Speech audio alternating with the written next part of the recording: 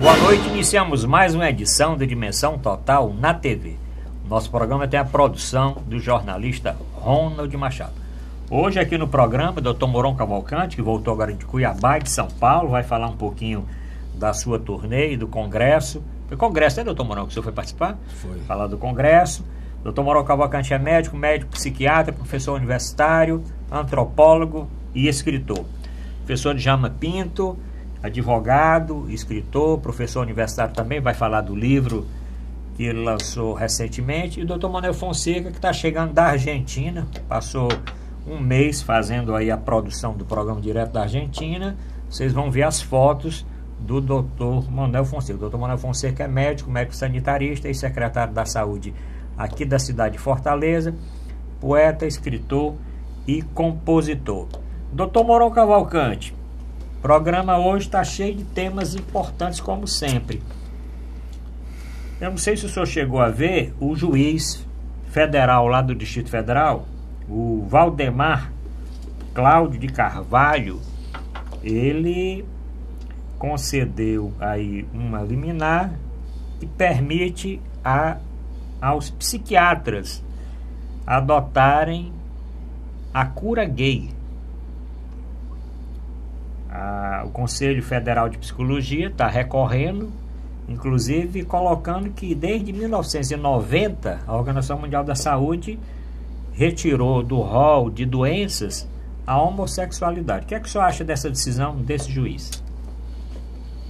Bom, talvez um adjetivo seja bizarro, porque eu imagino que ele, para tomar uma decisão dessa, ele deva ter consultado pessoas, porque não é possível que agora a Justiça Federal esteja entendendo de A a Z de todos os problemas da humanidade, desde os problemas de natureza econômica, passando pelos de natureza social, as mais variáveis conotações, e agora até no campo da dinâmica pessoal.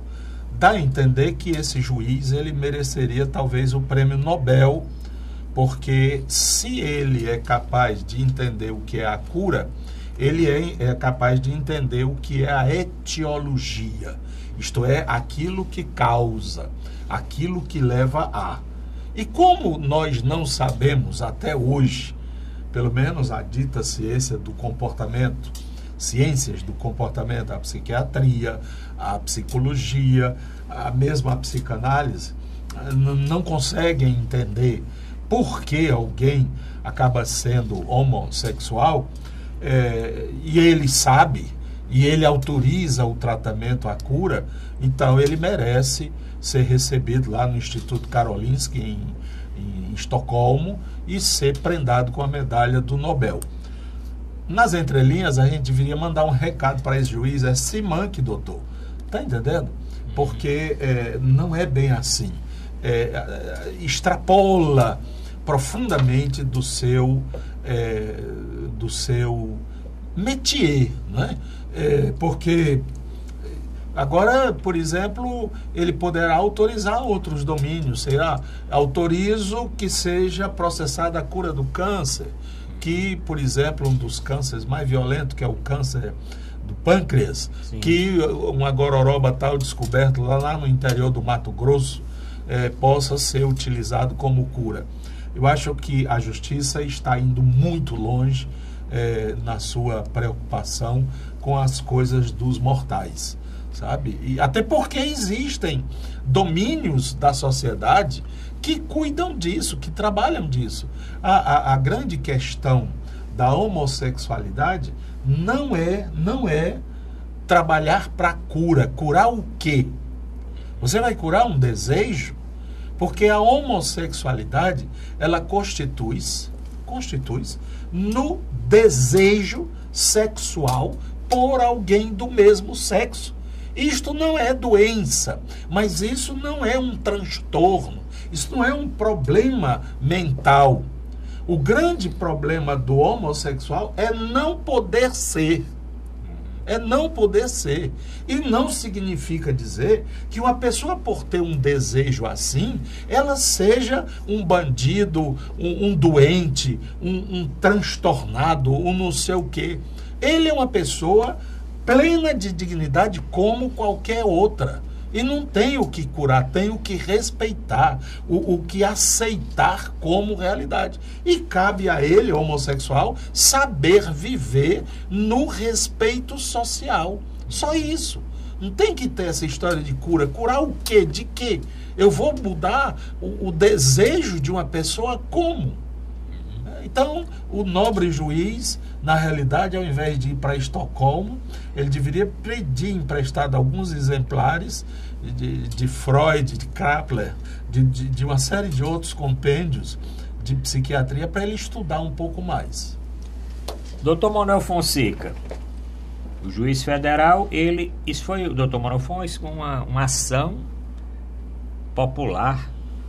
Deve ser desses grupos. Não, foi uma ação de alguns psiquiatras. Não, psicólogos. Mas era uma ação popular, pelo que eu li. Era uma ação contra uma resolução. Contra a resolução do Conselho Federal de Medicina, que acostou a uma decisão da Organização Mundial de Saúde. Correto. Que homossexualidade não é uma doença. E esses psicólogos, pelo que eu entendi, queriam divulgar nos seus consultórios que eles realizavam esse tratamento para curar. Então eles queriam, pelo que eu entendi, era uma coisa mais ou menos assim.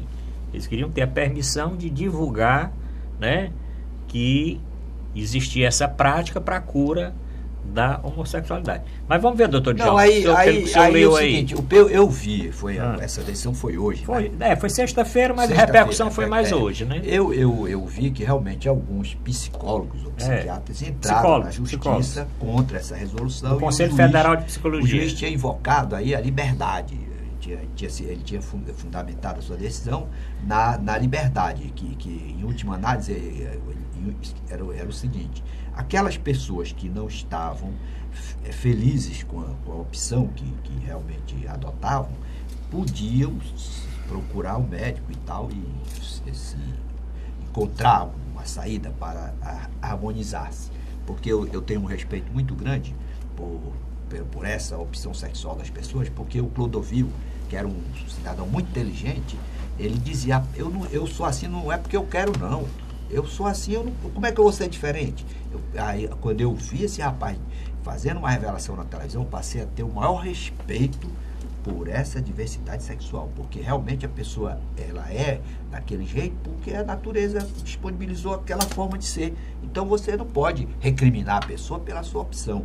Agora, aquelas pessoas que não estão felizes com essa situação podem procurar um psicólogo ou o que quer que seja para ajudá-las, para que elas realmente se harmonizem. Porque a coisa pior que pode existir, o professor Mourão é especialista nisso, é você ter um conflito com aquilo que você é. Aí a pessoa realmente, que já tem um tempo curto de vida na Terra, precisa ser feliz em todos os momentos. Eu acho que isso é um ponto que precisa... Mas isso precisa de uma decisão judicial para isso? Não, aí é que está. Eu não entendi, foi isso, porque ele, pelo que vocês estão falando aí, é mais ou menos assim. Os tais psicólogos ou psiquiatras poderão botar na sua plaqueta lá que cura, né? Agora, cura o quê e como? Mas aí é como a mãe de Ná, né? Sim. Faz voltar o homem amado. O bem amado. Pronto. Tá entendendo? E ela faz. E o cara volta. Olha, eu já vi muitos casos de homossexualidade. De pessoas que se confessam homossexuais. A grande dificuldade de todos não é em ser homossexual, é em não poder ser, em não poder sofrer a discriminação, viver daquela forma, seja pela família, seja pelo ambiente de trabalho, pelo ambiente social e tal, mas não que eles desejem, né? Outra coisa, não se trata de opção. Opção é quando tem suco de laranja e leite. O senhor quer leite ou quer suco de laranja? Você faz uma opção, quero leite, quero suco de laranja. Mas não existe essa opção. Isso é uma construção dentro do indivíduo. O que acaba acontecendo às vezes é que o indivíduo, por não ser aquilo que a natureza, digamos assim, determina, não possa se manifestar. E não é raro, muitas vezes, atitude de ruptura com a própria vida. Mas não é por ser homossexual, é por não poder sê-lo. Né?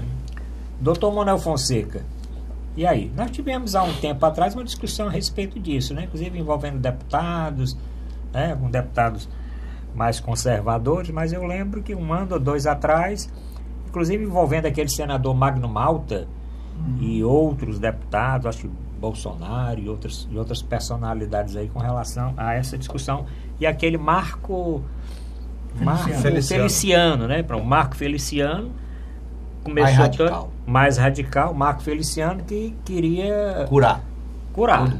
Aliás, ele chegou existem algumas designações evangélicas que pregam essa tal cura, não é? Mas é destituído de conteúdo científico, até o que se sabe hoje. Doutor Manuel Fonseca.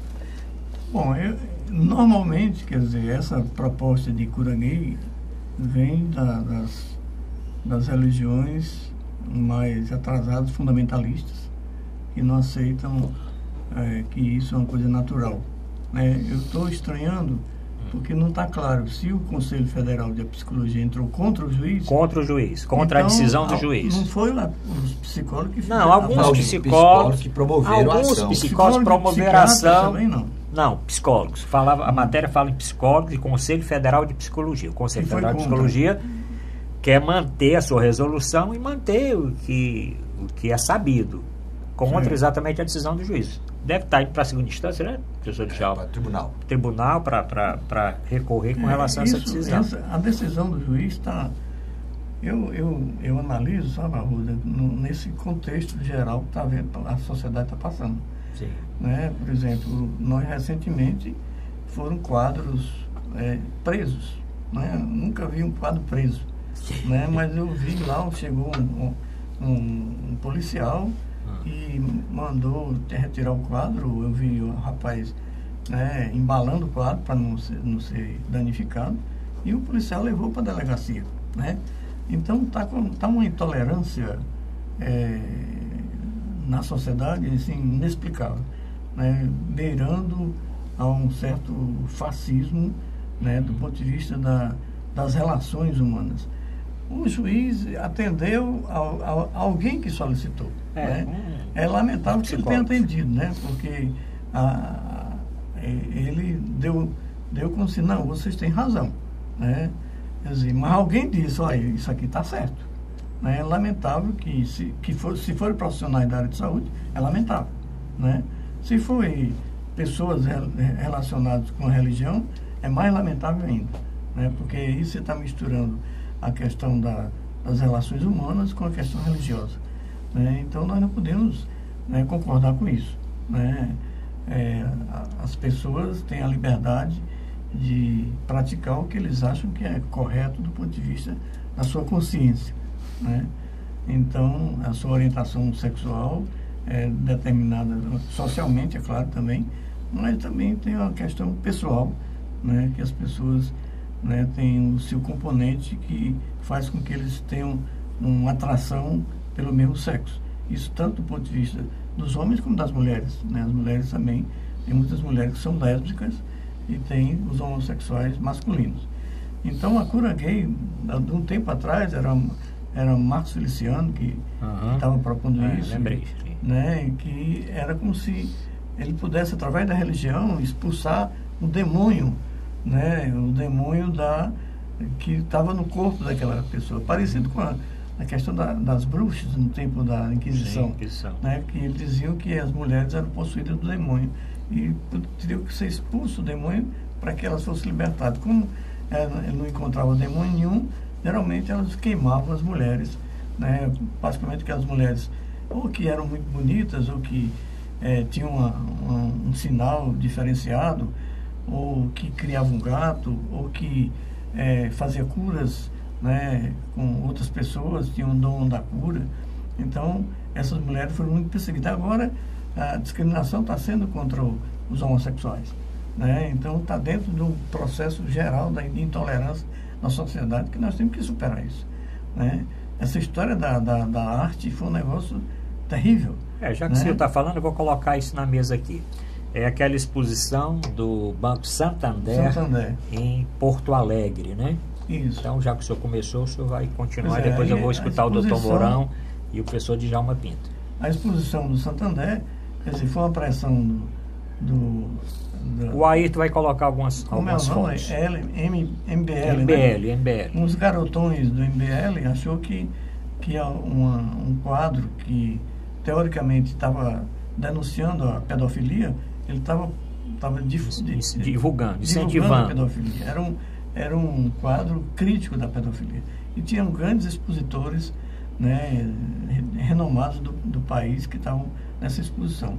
Então, o Santander entrou na jogada, né, ele retirou a exposição, né, e começou uma série de outras exposições. Os deputados, inclusive o Marcos Feliciano chegou lá querendo proibir a exposição.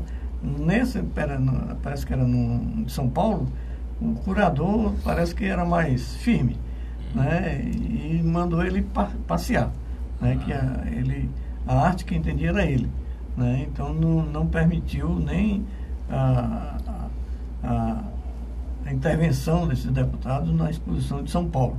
Infelizmente, no Rio Grande do Sul, o Santander, para, fazer um jogo de cena, né, atendeu o MBL, que é um bando de garotões, né, que se suspeita que eles são financiados por setores americanos, né, os irmãos Cohen, né, que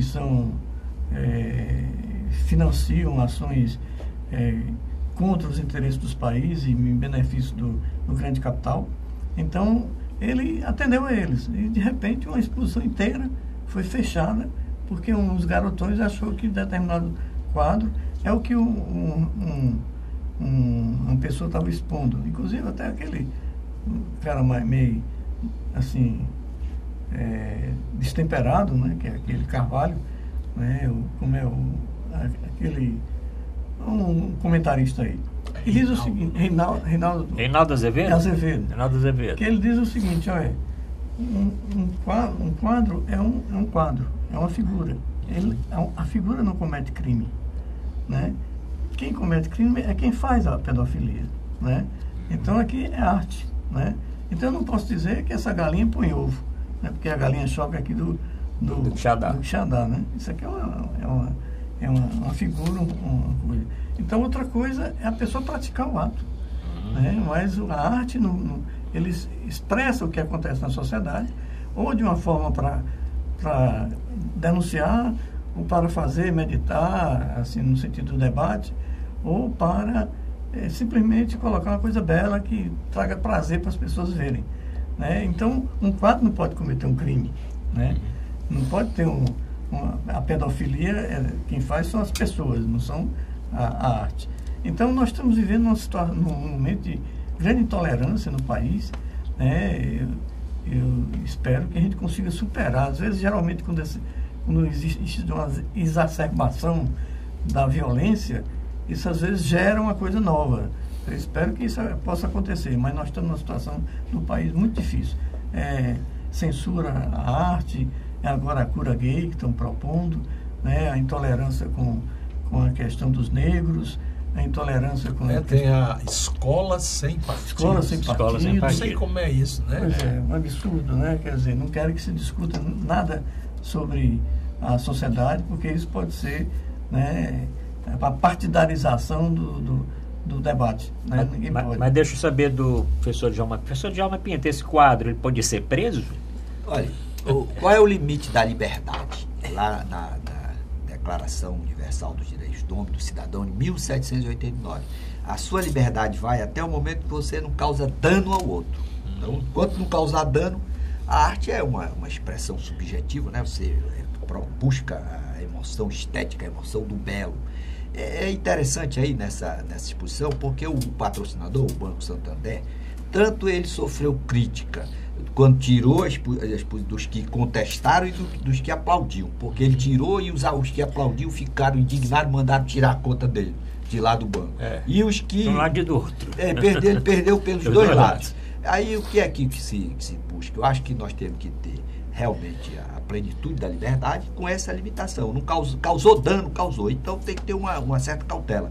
Os que contestaram disseram que estava havendo uma apologia. Aí o professor Fonseca coloca bem, mas o quadro não faz apologia. Mas foi a interpretação que alguns segmentos tiveram e inclusive mandaram realmente retirar o quadro. Parece que houve uma ordem lá do judicial. Aí é o chamado ativismo judicial, que vai encontrar respaldo nesse limite da liberdade, que não existe nenhum direito absoluto, nem o direito à vida é absoluto no Brasil. No caso de guerra externa, é possível a aplicação da pena de morte. Então, todo direito tem que levar em consideração as consequências negativas que ele produzirá em relação a terceiros. O meu direito só posso exercer na medida em que eu não cause dano ao outro. Então, abstratamente falando, qualquer direito, no momento em que ele causa dano ao outro, ele já está realmente sofrendo uma restrição. Ele não pode ser exercitado de forma absoluta. O quadro que foi preso, viu, professor? Sim. Era um garoto, né? E apareciam dois homens com pênis de fora. Né? Eles queriam denunciar a pedofilia. Né? Quer dizer, e como expôs pela primeira vez, geralmente expõe os órgãos genitais femininos. Certo. Mas como expôs os órgãos genitais masculinos e denunciou que poderia ser uma pedofilia masculina, sim, aí causou esse transtorno e foi preso. O quadro foi preso mesmo. Retiraram o quadro da exposição. Doutor Mourão Cavalcante, para nós encerrarmos esse assunto, o senhor leu essa matéria, viu essa matéria? Como o doutor Djalma está dizendo. Eu acho que o Santander perdeu conta de todos os lados. Né? Atualmente, nesse exato momento, está acontecendo em São Paulo, no MASP, sim, Museu de Arte de São Paulo, uma exposição muito curiosa que é de um pintor francês famoso, Toulouse-Lautrec, né? Henri Toulouse-Lautrec. Ele era um pintor que era dado à noite. Certo. Noite significa os lupanares, né? Era assim chamados. E ele, em sua pintura, em sua arte, retratou prostitutas, donas de cabarés. O termo cabaré vem lá da França, né? E, inclusive, na tal exposição, na dita exposição no MASP, há pinturas de Toulouse-Lautrec, que é a identificação de mulheres que gostam de mulheres, cenas lésbicas. Eu acho que esse movimento ainda não foi lá, entendeu? Porque se for lá, tira também. Aí vai ser um escândalo mundial, não é? Porque, vamos dizer, no Brasil está se prendendo o Toulouse-Lautrec. Porque no mesmo MASP, em outro, que são andares, tem uma exposição muito interessante de um fotógrafo brasileiro, Marcos Rezende, se não me engano. É um nome assim. Ele fotografou cenas do cotidiano do Pelourinho. Quando o Pelourinho, que é aquela famosa região lá da Bahia, estava degradada. Então os prédios todos acabados e tudo. E ele fotografou a vida de prostitutas do Pelourinho. Também é um negócio que não pode. Vão prender o MASP, tá entendendo? Mas isso não é de hoje, não. Houve uma época que a peça Sófocles, olha, né, chega a Polícia Federal numa operação, prende o autor da peça e procura o Rangel, que era o diretor da peça, chama o cara e diz: olha, foi o senhor que escreveu essa peça? Ele disse: não, senhor, não fui eu, foi Sófocles. Aí ele e como é? Cadê esse cara? Ele diz: o senhor entra no túnel do tempo, sai há 2, 3 mil anos atrás, procura lá na rua que o senhor acha ele, tá entendendo? E traga para cá. Sabe? É um perigo, porque no caso, eu quero colocar um elemento importante, o seguinte: vai na exposição quem quer. Sim. Inclusive, tem uma placa lá das fotografias do Pelourinho, que são mais, digamos, mais agressivas, enquanto fotos mais chocantes, eles dizem lá, desaconselhável para crianças menores, que às vezes a família vai levando a criança de 2, 3 anos e tal. Mas não é isso que é o imoral. O imoral está na cabeça do indivíduo. Eu conheci uma senhora, tem uma planta, uma flor, chama copo de leite. Sim, né? Bonita. A produção pode até encontrar um copo de leite.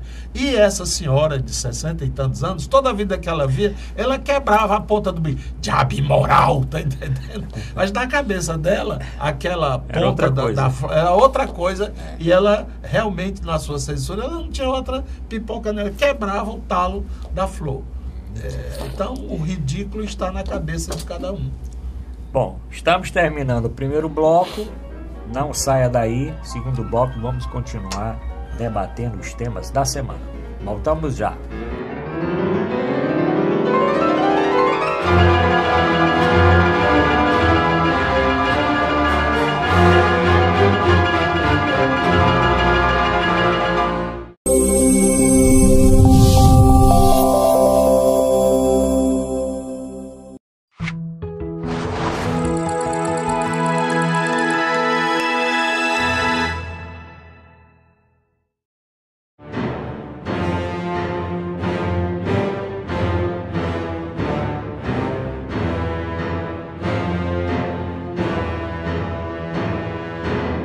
Vamos apresentar Dimensão Total na TV. Nosso programa tem a produção do jornalista Ronald Machado. Lembrando o WhatsApp do programa, não esqueça. Aqui é Fortaleza 85-99925-1122.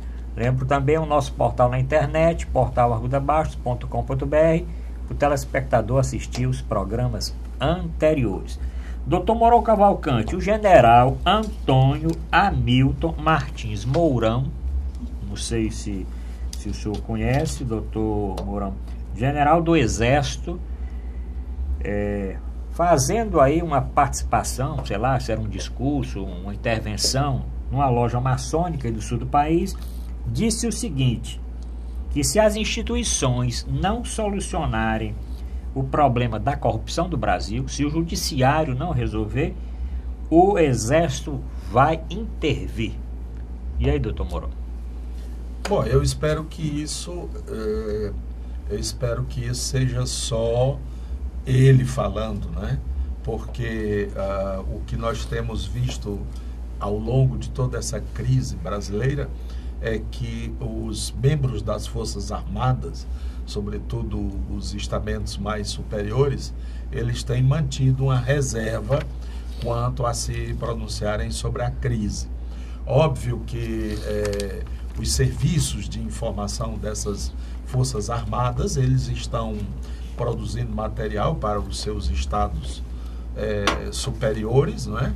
E eles têm uma análise da situação. Mas daí a intervir vai um grande espaço. Esse general, se ele é parente, eu não conheço, né? Antônio Hamilton Martins Mourão. Eu sei. General Mourão. Os mourões, quando vestem farda, ficam valentes, né? É a conclusão que se tira, porque em 64, um outro general, não é? O Mourão Filho, chamado Mourão Filho, ele saiu das Minas, não é? Onde ele comandava uma guarnição e veio derrubar as forças de então e foi deflagrado o movimento de 64. Esse agora, ele tinha o comando mais importante das Forças Armadas, que era o comando militar da região do Sul, que é a 4ª região militar, 4º Exército, aliás, 4º Exército. Que pega o Rio Grande do Sul, o Paraná, Santa Catarina e São Paulo. São Paulo já é o 2º Exército. Mas esses 3 estados do Sul, sobretudo do Rio Grande do Sul, que é muito importante, sempre foi historicamente, por causa das fronteiras com Argentina, Uruguai, etc. Pois bem, ele, por conta de ser o comandante e ter feito lá, cometido uns impropérios na época contra a presidente Dilma, ele foi afastado e foi colocado como coordenador das finanças do Exército. E agora ele saiu com essa história aí. Quando o general fala de duas uma, ou é porque tem boi na linha, ou é porque ele está perto de vestir o pijama. No caso, em epígrafe, como gostam de dizer os advogados, eu acho bonita essa palavra, né? No caso, em epígrafe, ele daqui a 6 meses vai vestir o pijama. Então, deve ser uma síndrome, né, parecida com a do Janot, que nos estertores de seus mandatos ou de suas funções tem saído com esses disparos. Não terá repercussão, até porque o Exército, historicamente, está vacinado contra essas coisas. A experiência de 64 foi muito pedagógica para o Exército. É bom que eles fiquem quietos. Claro que eles podem, ao nível interno, intracorporis, ou mesmo alguém como ministro, alguém como ministro do Exército, manifestar sua preocupação.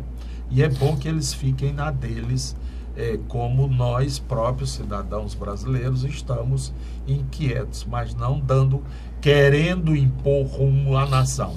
E esse general, ele quis um pouco impor rumo à nação, dizendo como é que ela deve fazer. Professor Djalma Pinto, e o caso do general... A gente pode resumir esse título de palpite infeliz. Olha, professor Djalma Pinto, e o general Antônio Hamilton Martins Mourão? Veja, em 1930 houve uma revolução no Brasil, combater a corrupção e as fraudes no processo eleitoral. Essa revolução, ela veio de 30, depois houve uma revolução dentro da revolução em 1937, lá em 46 nós tivemos uma Constituição, uma Constituinte, durou até 64. 64 houve outra revolução, para quê? Para combater a corrupção também. Então, a corrupção não vai ser resolvida, esse problema resolvido, por via de revolução. Depois de 20 anos no poder dessa revolução, quais foram os líderes que foram legados ao Brasil? Sarney, Collor de Mello, Lula, Renan Calheiros, Jader Barbalho, etc. Então, está claro que o Brasil, a solução do Brasil não passa por revolução. Nós temos que fortalecer as instituições, garantir essa autonomia para o Poder Judiciário, para que dentro da normalidade institucional, dentro da Constituição e do direito positivo vigente, se encontrem normas e mecanismos para afastar do poder aqueles que atuam com desvio de finalidade, independentemente de qualquer partido, seja de PT, PSDB, PV. A função de quem está no poder é fazer o melhor pela sociedade, pelo interesse público, pelo bem comum, ou seja, exercer a boa governança. Quem comete desvios tenha assegurado ampla defesa e seja aplicada a lei.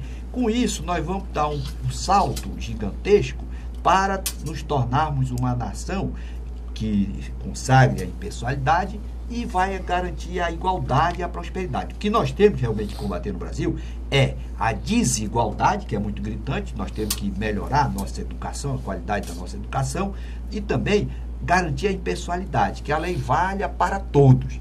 Com esses dois requisitos, aí nós vamos ter realmente uma nação próspera, que garanta os direitos fundamentais e a prosperidade, principalmente para os mais carentes. Doutor Manuel Fonseca, o senhor tem receio dessa fala do general Antônio Hamilton Martins Mourão? Esse general, ele pisou na bola, né? Porque ele, inclusive, assumiu um papel que ele não tem cacife para isso. Falar em nome do alto comando. É tanto que o Vilas Boas já desautorizou. Verdade. Diz que ele não falava em nome do Exército, né? Falava em nome pessoal dele. Provavelmente ele vai ser rebaixado de novo, né? Porque o Exército está subordinado ao Presidente da República, né? Então, o Exército não pode se autoconvocar, né? O que ele fez em 64 foi isso. Não foi uma revolução, foi um golpe, né? Que fecharam o Congresso, né? Tiraram todas as garantias individuais, né? Houve prisões, torturas, mortes nas prisões, né? Então, ele está com saudade disso, né? E, inclusive, chegou a dizer que se o Exército intervisse, todos os deputados e senadores que atualmente ocupam cargos não poderão se candidatar, né? Quer dizer, então está determinando, inclusive, quem pode e quem não pode merecer o voto da população. Então, é um alucinado, eu interpreto como alucinado, né? Que ainda está pensando que existe comunista debaixo da cama, né? E cometeu um ato gravíssimo. Hierarquicamente ele falou em nome do comando sem cedo, com autorizado para isso. Se o Exército tranquilamente poderia puni-lo gravemente, porque ele está propondo quebrar a ordem constitucional, né? Fazer um novo quartelada, um novo golpe no país, né? Que não tem mais chance, né? Se acontecesse isso, o Brasil já está um pouco desmoralizado internacionalmente com esse golpe jurídico parlamentar. Agora, se fosse um golpe militar, aí que ficaria mesmo desmoralizado do ponto de vista da democracia. Então, esse general merecia, né, ser punido gravemente por ele estar falando indevidamente, propondo a quebra da legalidade constitucional, fazendo uma quebra da hierarquia militar, né, desrespeitando o alto comando militar, em fazer uma proposta dessa numa loja maçônica, né? E, lamentavelmente, isso cria uma certa instabilidade. Ainda bem que ele não foi muito levado a sério, né? Porque ele não deve ser levado a sério, né? Ele é um filhote de ditador, né? Que está propondo de novo a terminar com um pouco de democracia constitucional que existe no país, para fazer uma nova quartelada, né, com as consequências que ninguém imagina que possa ter. Então, merece todo o nosso repúdio, né, e merecia ser punido pela essa sua fala contra a Constituição, é um crime contra a Constituição, contra a legalidade e a quebra da hierarquia militar. Bom, vamos terminar esse bloco, viu, Vicente? Vamos terminar o segundo bloco, vamos fazer um pouquinho maior. O doutor Mourão Cavalcante e o doutor Manuel Fonseca vão falar das viagens que eles realizaram e o professor Djalma Pinto também do seu livro. Voltamos já.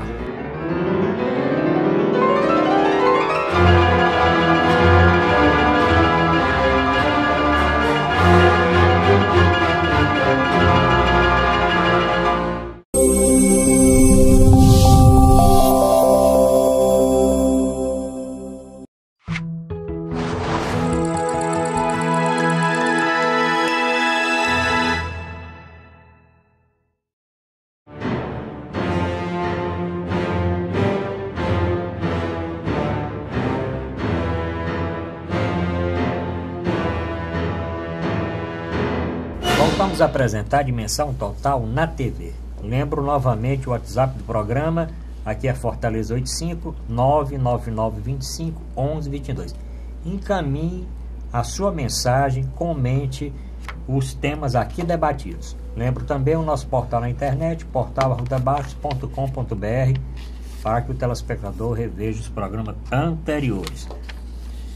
Doutor Manuel Fonseca, fale aí a respeito da sua viagem à Argentina, o lançamento do seu livro de poesias e dos eventos que o senhor participou recentemente lá em Buenos Aires, não, né? Foi na cidade próxima de Buenos Aires, né? Isso. Pois fale aí para os nossos telespectadores. Nós temos uma organização que é chamada Poetas del Mundo. Certo. É uma organização que é autônoma, né, de pessoas que fazem poesia, e que tem um manifesto que defende a paz, né, defende a natureza, defende a solidariedade entre os humanos e é contra a guerra. E eles anualmente se encontram em algum país, né, às vezes até em mais de um país no mesmo ano. E esse ano foi na Argentina, e foi escolhida uma cidadezinha da região metropolitana de Buenos Aires, que é Adrogué, né, na região de Almirante Brau, onde Borges nasceu, né? Então, uma das atividades era na casa de Luiz Borges, né? Então, é uma cidade muito arborizada, um certo interior, tem muita atividade cultural, e o encontro tinha gente de vários países, né?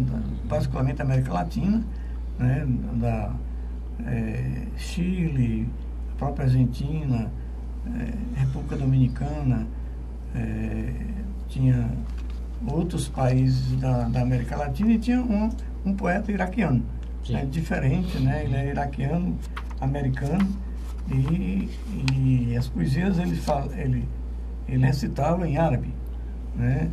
E depois teria uma tradução em espanhol, né? Então é uma grande diversidade, é um negócio interessantíssimo, e nós deu para fazer, aqui é o manifesto dos poetas, deu para fazer a antologia dos poetas que participaram dessa atividade, né?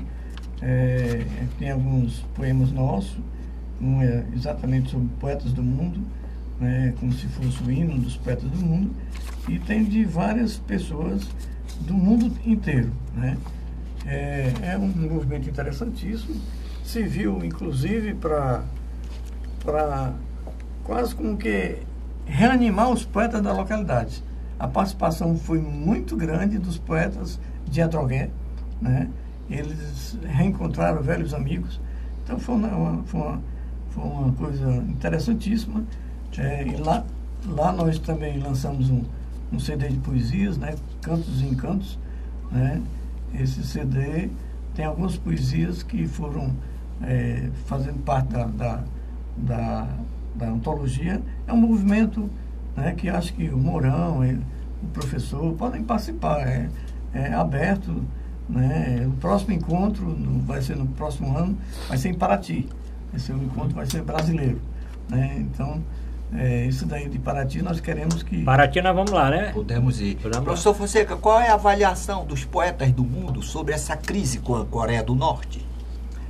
Da Coreia é muito diversificado a opinião, porque tem poetas de todos os matizes. Certo. Mas o que se imagina, nós tiramos...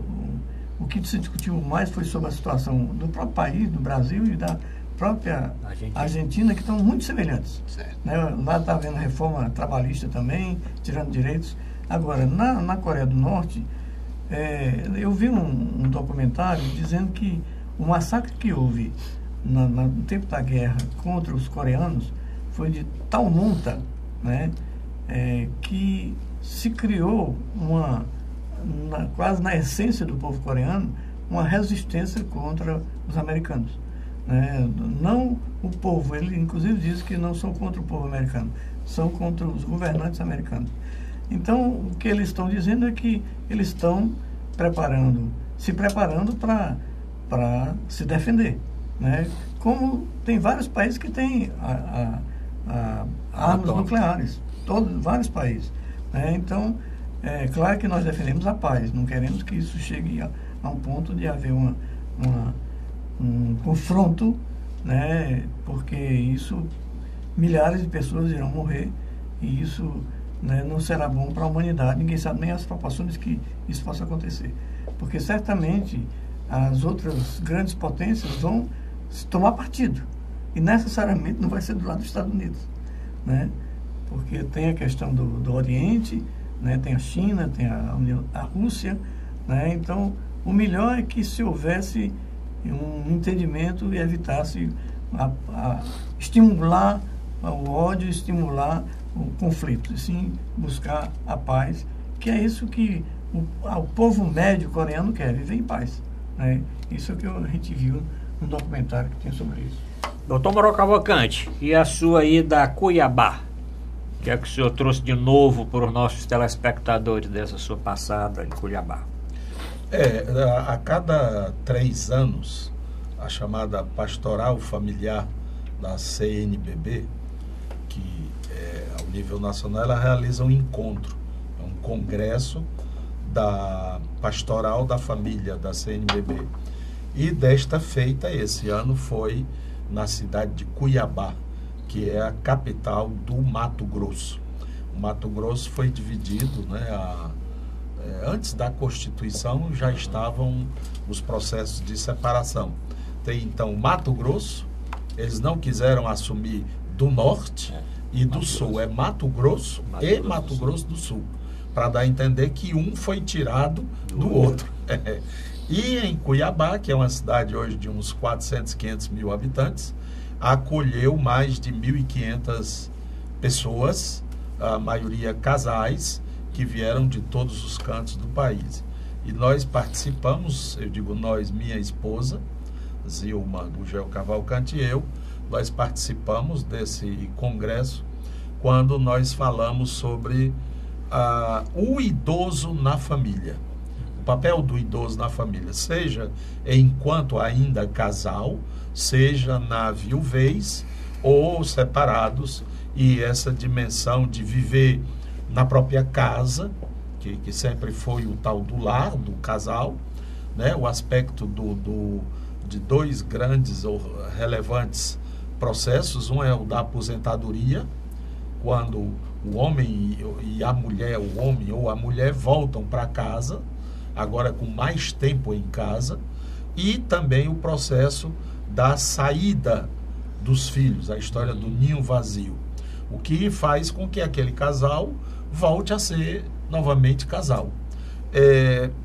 Quando um dos cônjuges desaparece, ou por separação ou por morte, coloca-se então o processo da viuvez, onde esse idoso poderá continuar na sua casa, geralmente agrega algum parente, né? Ou então ele vai viver numa outra casa de um filho ou de uma instituição. E todo esse processo. O que se tem como achado é que cada vez mais esse processo é evidente no Brasil. A chamada nação de cabelos brancos, né? Inclusive na própria plateia, grande parte dos casais presentes ao evento eram casais já na maturidade. E por conta disso, nós fomos eleitos a melhor exposição, a melhor explanação. Palestra realizada no evento, que contou com 3 dias, tinha lá uns 15, quase 20 bispos e arcebispos de todo o país, e tinha gente desde o Amapá até o Rio Grande do Sul. Professor Mourão, aqui no caso lá dessa sua pesquisa, dessa sua exposição, é mais recomendável, por exemplo, para o cidadão ou para a pessoa que ficou viúvo, o cidadão que ficou viúvo, sair de casa ou ficar em casa? Ou partir para casa de familiar, ou uma opção melhor? Aí tem uma questão que é o espaço, né?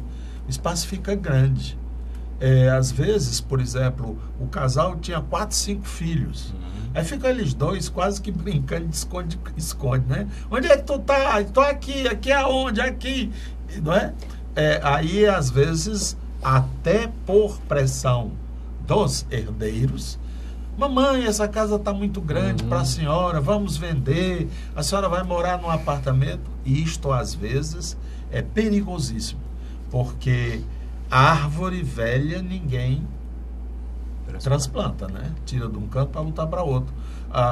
E às vezes são sugeridos que se faça essa mudança de forma progressiva, levando os móveis, levando aquelas fotos, aquelas coisas, para dar a entender que o ambiente continua ainda aquele, né? É muito interessante o estudo da questão do idoso em relação à família. No Brasil, até 20, 30 anos atrás, o idoso era questão da família. Hoje, por exemplo, a tese da Zilma, minha esposa, como se envelhece no Brasil, Fortaleza, e como se envelhece na França, em Lyon.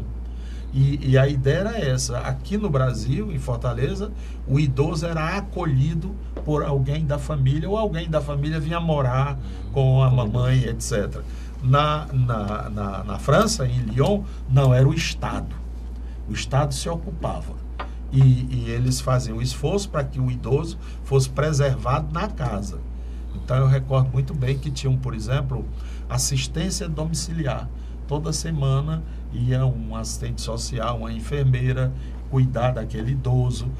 A alimentação era providenciada pela prefeitura, que vinha trazer aquela quentinha para o idoso, ou o idoso tinha um ticket para poder ir a um restaurante, etc.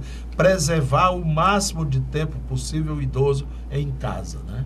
Então essa ideia de encontrar abrigos ou casas, instituições especializadas para cuidar de idoso, isso aí não é recomendável? Não, pode ser no sentido de que a pessoa já começa a apresentar limitações, né? Por exemplo, são coisas elementares, como um banheiro. O banheiro precisa ter um piso especial, precisa de barras, que ele se sustente até no sanitário. Coisas desse tipo que muitas vezes a casa não estava preparada para, né? E às vezes a questão, o idoso tem muito medo de morrer de noite ou de sentir uma coisa à noite, etc. e tal. Geralmente ele quer ter alguém ali por perto. E essa figura da doméstica não existe mais, né? Ou então existe de forma muito cara. Daí nós fomos a São Paulo, mas foi por razões familiares que o nosso filho, aí foi a vez dele, né? Ele é médico, é cardiologista, ele é professor em Pittsburgh, na Universidade dos Estados Unidos. Ele veio dar 2 palestras num congresso de cardiologia em São Paulo. E eu assisti a uma dessas palestras, né? Ele fala sobre a questão de válvulas cardíacas e esse progresso imenso da cardiologia na área tecnológica, né? Essa história de cortar o tórax para abrir, tirar o coração para botar uma ponte safena, isso já não se fala muito. É tudo à base de catéter, vai lá, no outro dia o cara se levanta e vai embora. São cirurgias minimamente invasivas. Mas, doutor, o senhor viajou? Não, fiquei aqui mesmo. Então o senhor vai falar do livro do senhor e do Clube de Autores, é isso? O Clube de Autores é esse último livro, Infratores no Poder. Infratores no Poder, que está tendo uma procura enorme. O senhor vai dizer, porque os nossos ouvintes estão mandando mensagem. Onde encontrar o livro do Dr. clubedeautores.com.br. Esse livro, ele questiona essa situação em que o Brasil se encontra, porque nós chegamos nesse ponto de todos os governantes, de um modo geral, salvo honrosas exceções, terem essa preocupação, em primeiro lugar, com o seu interesse pessoal. Então, eu estou mostrando lá nesse trabalho que uma das razões é exatamente a falta de sanção, a falta de pedagogia. Se você não tem, isso é igual a nação, é igual uma casa. Se a criança chega em casa com lápis, o apontador, o livro de outra criança, e não acontece nada, no outro dia ela vai fazer de novo. Foi o que aconteceu no Brasil. O governante chegava pobre do poder e saía rico, e todo mundo ficava reverenciando. Nunca acontecia nada, ninguém era julgado, então criou-se uma cultura distorcida de que o dinheiro público pode ser apropriado indevidamente. Agora está havendo uma reação, então o Brasil está tomando um certo susto. Fora a inércia da sanção que gerou, em última análise, essa situação. Tanto assim que são todos os partidos. Você não pode dizer que é o partido A, partido B ou partido C. É uma cultura política distorcida que nós temos que romper. E eu estou apresentando nesse trabalho, nesse livro, Infratores no Poder, como dentro da Constituição, para não precisar de intervenção militar, não precisar de ruptura da ordem constitucional, como é possível, preservando as instituições, assegurando a defesa e facilmente, como é possível você encontrar mecanismos para fazer uma asepsia na administração pública, preservando a boa governança a partir de pessoas comprometidas com a satisfação do bem comum. Seja de direita, de esquerda, de centro, o que o Brasil precisa é de gente comprometida com a realização do melhor para todos, levando em consideração, sobretudo, a prioridade na educação, na saúde e enfrentamento dessa situação caótica na segurança. Bom, nesse momento cultural, eu vou antecipando que no dia 19 de outubro será lançada a 34ª Antologia das Sobrames, à noite no auditório da Unimed. Neste ano, o livro com o maior número de autores colaboradores. Então, dia 19 de outubro, às 19 horas, no auditório da Unimed Fortaleza, doutor Mourão. Doutor Fonseca, o senhor está apresentando umas fotos, né? Então, Sim. as fotos que estão sendo mostradas no nosso programa são fotos de autoria do Dr. Manuel Fonseca do evento, não é isso? Isso. O senhor já passou para a produção. Passei para a produção. Era na casa do Luiz Borges.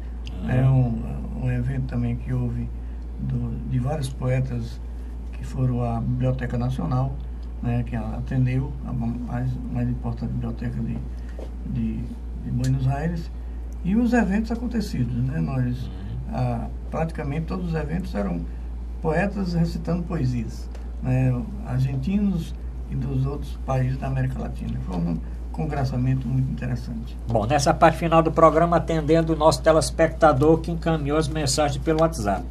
Professor Djalma Pinto, nosso telespectador pergunta: e a posse da nova Procuradora-Geral da República, Raquel Dodge? Eu vi uma postagem dizendo que ela entrou já na contramão por ter exonerado um procurador e colocado um primo do Agripino Maia. O senhor leu essa matéria? Isso já é intriga da oposição ou ela vai sofrer? Ela é uma pessoa muito conceituada dentro da instituição e pelo passado que ela realmente exibe. Ela é uma pessoa devotada à causa do Ministério Público. Agora, realmente, aí tem que ver, tem que levar em consideração a repercussão das ações. Uhum. Porque você tem que reconhecer, por exemplo, que o Janot, ele ele elevou o conceito do Ministério Público. Tanto que ele é criticado por todo mundo. Significa que ele realmente cumpriu bem o seu papel. Porque a tradição do Brasil era que ninguém sabia nem quem era o Procurador-Geral da República. Hoje todo mundo sabe. Ele teve a infelicidade de colocar aquele Marcelo que fez Miller, que comprometeu um pouco o conceito da instituição, mas ele se redimiu na mesma hora, mandando inclusive pediu a prisão do assessor, demonstrando com isso que ele estava comprometido realmente com a aplicação correta da lei e com isenção. O que a sociedade espera é que essa procuradora siga essa linha de impessoalidade, assegure a defesa e realmente aplique, postule a aplicação da sanção para todos, do presidente à pessoa mais humilde que realmente cometer infração à lei penal. Doutor Manuel Cavalcante, na matéria é o seguinte, é que a primeira ação, primeira medida da nova procuradora foi demitir Rodrigo Teles, que investigava o senador Agripino Maia, e eu acho aí, por uma desinformação, colocou no seu lugar o primo Juliano Maia, que por coincidência o Maia é primo do Agripino Maia. Ficou um negócio meio assim complicado, eu acho que ela deve esclarecer nos próximos dias. Mas, doutor Mourão, o procurador anterior não compareceu à transmissão de cargo. O Rodrigo Janot não compareceu. Ele emitiu uma nota, inclusive saiu na imprensa que ele ficou um pouco chateado porque não foi convidado. Ou foi convidado por um e-mail que é um e-mail impessoal. O senhor acha que ele devia ter ido? Lógico, eu acho que a pessoa faz parte do ritual, não é? Não pode jogar a chupeta no chão, vai lá, se lhe der inclusive a oportunidade de registrar o seu pensamento, faz, não é? Mas parece assim uma coisa, eu tô com raiva, eu jogo a chupeta no chão, não sei o quê, eu saio chutando, não pode, sabe? Não dá mais para esse tipo de boltada. Até porque você está educando as gerações. Você está sendo paradigma. Você é uma referência para a sociedade. Tem que ter realmente a harmonia e a Doutor Manuel Fonseca, mas o presidente Temer estava muito satisfeito. Acha que essa satisfação do presidente Temer vai durar muito tempo? Não sei, sabe, Arruda? Porque essa nova procuradora, ela é uma incógnita, né? Diz que ela trabalha muito, é muito trabalhadora, ela defende os direitos humanos, sim, é contra a maioridade penal, né? Ela é contra a prisão coercitiva, também se pronunciou de que a questão de vazar coisas que são do processo em segredo tem que ser punido, né? Então, pode ser que ela seja mais legalista, né? Mas, é claro, foi escolhido pelo Temer. Né? Ele imagina, porque ele escolheu, né? Pode ser que ela tenha... E teve aquele episódio dele se encontrar de madrugada, fora da pauta, né? Mas, de repente, a pessoa, quando chega ao poder, pode ter uma conduta correta.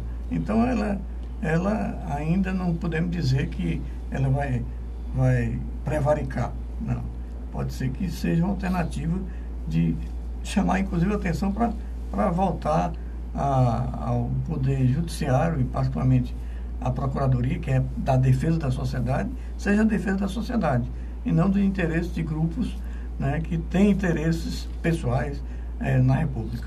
Eu acho que quem está pensando como alguns partidários do presidente Temer, eles não caem do cavalo, não é isso, doutor Djalma? É o que a sociedade espera, né? Inclusive é constrangedora a situação. O cara denunciado lá e tá na posse, vai falar na posse do procurador. Até o modelo de indicação, acho que nós precisamos evoluir para escolher a instituição vota lá, o mais votado vai ser o nomeado. Acho que a longo prazo a sociedade deve começar a pensar ou imaginar uma solução em que haja uma desvinculação em relação ao chefe do executivo. Isso dá mais legitimidade, porque fica muito constrangedor a situação do presidente denunciado e falar na posse daquela pessoa que ele mesmo indicou. É uma situação desagradável. Então, eu acho que nós precisamos evoluir e dar autonomia às instituições para que elas possam exercer com liberdade, com respeito ao contraditório e ampla defesa, mas sem condescendência. E também até tirando esse constrangimento para o próprio nomeado, que fica tendo que atender fulano, ciclano e tal, para ser impessoal na sua ação. Bom, vale salientar que a posse da nova procuradora é a primeira mulher que assume este posto, né? E ela citou o Papa, pedindo a proteção de Deus para os momentos de dificuldade. Para combater a corrupção. Para combater a corrupção. Doutor Mourão, o senhor assistiu a posse? Que Deus acompanhe. Que Deus a abençoe, né? Deus abençoe. E se ela tiver em dúvida, ela não vai para negócio de palácio meia-noite. Ela faça uma viagem a Roma, converse com o Papa, que é muito mais negócio, eu tenho certeza. Agora, eu queria voltar para uma coisa prosaica. Sim. Lembram-se daquela história? Vamos acabar com esse negócio de bagagem. Sim. Né? E as pessoas vão pagar bagagem porque as empresas baixarão os preços das passagens. Até hoje não baixou um tostão de nenhuma empresa. Agora, coisa criminosa que está sendo feita, e tem duas empresas pelo menos que estão nessa, é a TAM, que agora é Latam, Latam, e a Gol. Eles estão cada vez mais estreitando o espaço entre as cadeiras, de tal modo para caber mais passageiros no avião, não é? E como não pode despassar bagagem que agora é pago, os caras vêm para dentro do avião com, tá entendendo? Para medir. Eles malas, maletas e maletinhas, né? Sabe? E disputando espaço com aquele, porque a gente, uma viagem, por exemplo, Fortaleza, São Paulo, são 3 horas e 15, 20 minutos. E que você passa sentado ali, espremido. A circulação, o indivíduo pode ter problema, formar trombos. Tem uma embolia. E tem uma embolia, que é posterior, não é na hora. 3, 4 dias, uma semana, 15 dias depois, o cara teve um AVC, um edema agudo de pulmão e não sabe por que foi. Foi aquela tal viagem. E o mais cretino, se você quer andar confortavelmente, você pode comprar uma cadeira confortável. É como se, além do que você paga pela passagem, ainda tem que pagar para poder estar sentado no lugar que é o correto. Aí existe, para esse troço aí, uma tal de, como é? Agência Reguladora. ANAC. É uma anarquia, tá entendendo? Porque tudo isto é vista grossa. Bom, No próximo programa vamos continuar com esse assunto. Infelizmente o nosso tempo terminou. Quero agradecer o Dr. Mourão Cavalcante, Dr. Djalma Pinto, Dr. Manuel Fonseca e principalmente o telespectador que ficou até este momento assistindo o nosso programa. Obrigado a todos e até a próxima semana.